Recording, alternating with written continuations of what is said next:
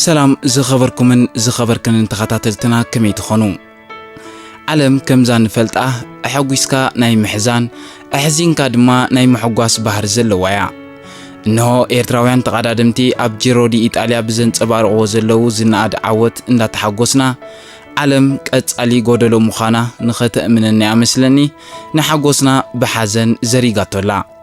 نتي نفتون نخبرون بلوت سنة ببنيا تواسعي سعيد أنوار كابانا فلياتو تركب تمالي كم استخطاتنايو تواسعي سعيد أنوار بحمام مخنيات أب حاتير اوان تدنيسو دحر مغناي نخل سب هندبت زغنو زينا عرفتو سمعناينا أب منغست سميات يخون سفرقو سعيد أنوار لومي حاموس 12 مغابيت 2022 ساعة 4 دحر قطري أب مكان مقابر حربنياتات أسمرا بخبري حمد آدم لبيسو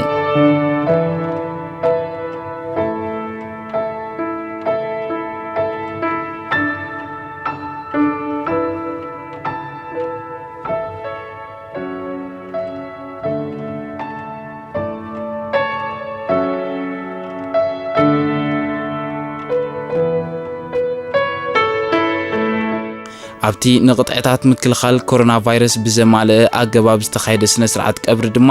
ስድራ ቤቱ መተዓቢቱ ደቂ ኣኽርያ ስነ ጥበበኛታት ሃገርና ሓለፍቱን መሳርሕቱን ከምኡውን ኣፍቀርቲ ስነ ጥበብ ኣብ ዝተረኽብሉ ኣጋጣሚ ተፈጺሙ ደጊምና ንስድራ ቤቱን ንህዝቢ ኤርትራን ጽንዓት ይሃብኩም ንብል ኣብታ ኣጋጣሚ ዝተረኽቡ ብርክት ዝበሉ ስነ ጥበበኛታት ስእሊ ስዒድ ኣንዋር ዝተለጠፎ ማልያ ወዲዮም ጸሊም ልባስ ተኸዲኖም ሓዘኖም ድሕር ምግላጽ ኣብ ቦታ ቀብሪ ነቲ ስነ ስርዓት ብኽብሪ ድሕር ምፍጻሞም ኣኽሊል ዕምባባን ቢሮም ኣብቲ ብዙሓት ውልቀ ሰባትን ትካላትን ኣኽሊል ዕምባባ ዘቐመጥሉ ቀብሪ ሓውና ስዒድ ድማ ብስም ስድራ ቤቱ ብስም መተዓቢቱ ኣኽርያ ብስም ኣዕርኽቱ بسم فيلم مايچالو بسم ጉጅለ ባህሊ አውላ بسم ስነ ጥበብ ኤርትራ بسم ሻሞት بسم ትልሂት ኤርትራ بسم ደቂ ገዛውቲ ከምኡን ብዙሓት ትካላትን ማሕበራትን ውልቀ ሰባትን ብስሞም ዕምባባን ቢሮም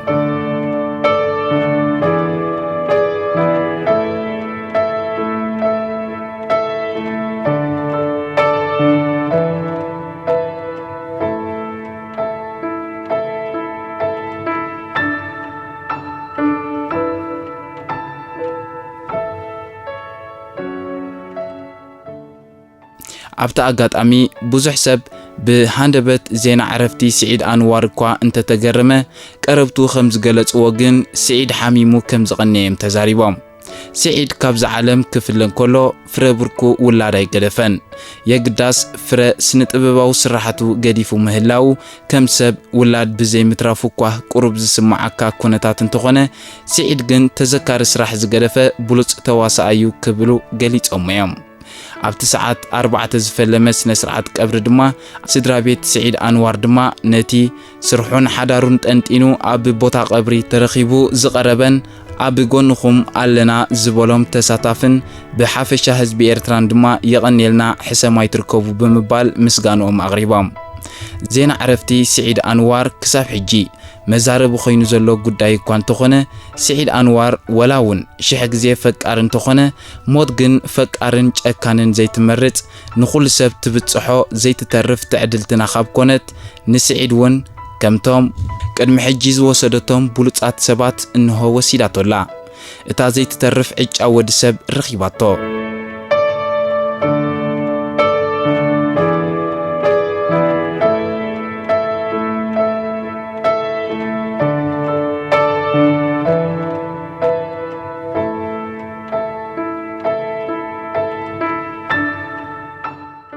سعيد ولاون بعدما نئشتو دا أمبر عابو خنبلو أين خلينا بسرحون بزوحنا يمتسا مربات حانتيسون كلويو تخوليفو زلو هيوتكم يا نعاق أمبر متسا مرباتكا سدراخا دقخا سرحكا أين تانيو بزحات سبات مايجالو دا انتاي كتكونيا كبلو تسميعميم يقداس ولا دا سعيد أب مايجالو بزعايو أدناقي سرح اتا فيلم اب امرونا كتسفر انتجبره يقداس قداي مايجالو زلعللو كونتات زيكونه كلاتنا نسدرا بيت صنعتي هابكم انبللو غزيو مخنياتو مايجالو زيكونه تفلياتنا سعيد أنوار اب نسنتو زتخلفنا ኮኸብ ስነ ጥበበኛ ተዋሳኣይ ሃገርና ብምንባሩ ንቐጻሊ ኣብ ስነ ጥበብ ኤርትራ ከበርክቶ ዝኽእል ዝነበረ ዓቕሚ ብዙሕ እዩ። ብዓብዪ ድማ እጃምን ተራን ስዒድ ኣብ ስነ ጥበብ ማዕረ ክንደይ ምንባሩን ብሓፈሻ ስነ ጥበብና ዓብ ዕንወት ወሪድዎ ከም ዘሎ ንኽንፈልጥ ጉዳይ ማንጨሎ ኣንፈታት ዝቕይር ምዃኑ ክንርዳእ ንኽእል።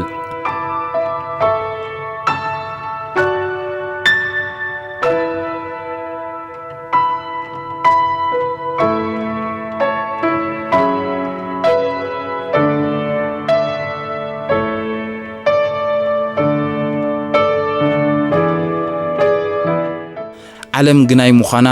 ሰብ ምስኻ ኸሎ ሓይሉን ኣገዳስነት ህላዊኡን ምስ ሞተ ጥራይ ዝርዳእካ ከምቲ ኣቦታት ዝብልዎ ኣዳም ተወልደኮ ሞተ ማለት እዩ ኢሎም ዝገልጽዎ ኩላትና ንኽንመውት ኢና ተወሊድና ሕቶ ፍልስፍና ደኣ ኸይመስል እምበር ንኽንመውት ንምንታይ ንውለድ ኢልና እንተ ደኣ ሓቲትና መልሱ ካብቶም ዝሞቱ ጥራይና ንረኽቦ ከመይ እንተ ደኣ ኢልኩምኒ ክንደይ ከለዉ ተወሊዶም ዝሞቱ ግና ኸዘይ ንዝክሮም ክንደይ ድማ ኣለዉ ክሳብ ሕጂ ካብ ዝኽሪ ኣእምሮና ዘየሰስናዮም ብኸመይ እንተልና ዘዘክር ስራሕ ገዲፎም ስለ ዝሓለፉ ጥራይ እዩ ስለዚ ንምንታይ ተወሊድና ንመውት ዝብል ኣምር ኣብዚ ዓለም ተዘካሪ ስራሕ ኣበርኪትና ክንሓልፍ ስለ ዘለና ጥራይ እዩ ሓውና ስዒድ ኣንዋር ሎሚ ኢና ብኽብሪ ብኣካል ተፋኒናዮ ብኣካለ ስጋ ደኣ ርሒቑና እምበር ተዘካሪ ስርሑ ስለ ዝገደፈልና ምናልባት እቶም ናይ ምዝካር ብቕዓት ሕማም ዘለና እንተዘይኮይኑ ነርስዖ ኣይብልኔ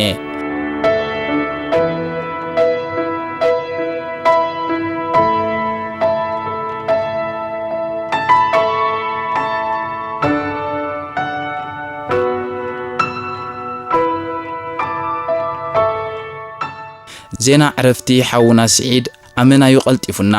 ግን እንታይ ገበር ደቂ ሰባት ኣይነስተውዕል እንዳ ኮይና እምበር ህይወት ብቆፀራ ኣይትኸይድንያ